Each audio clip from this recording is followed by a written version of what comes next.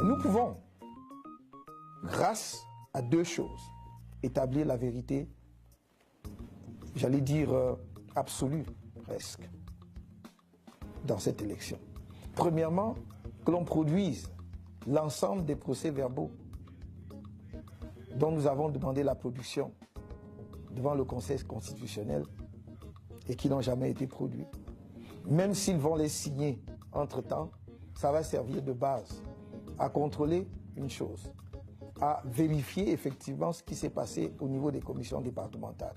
Mais nous avons montré à suffisance, et nous avons, heureusement, les documents sur la base desquels la Commission nationale de recensement des votes a travaillé. Et vous verrez qu'ils ne peuvent rien puisque nous avons déjà un exemplaire de ce document-là. Il vous souviendra que devant le Conseil constitutionnel, on nous a posé la question, mais d'où tenez-vous ces documents?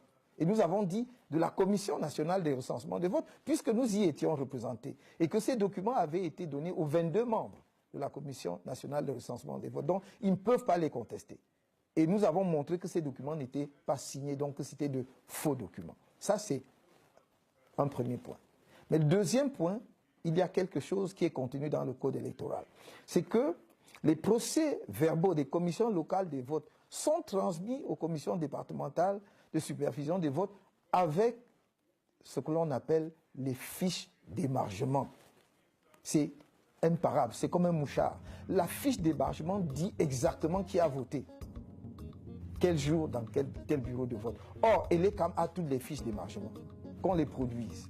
Et à ce moment-là, nous pourrions prouver encore, plus encore, de manière absolument incontestable pour qui que ce soit, que les documents sur la base desquels on proclame les résultats ne reflètent pas ce qui s'est passé dans les bureaux de vote le 7 octobre 2018.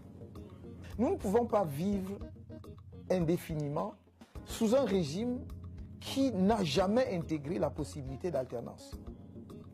Le véritable problème du Cameroun, c'est que nous avons affaire à un parti politique qui n'a jamais pu se débarrasser de son ADN de parti unique.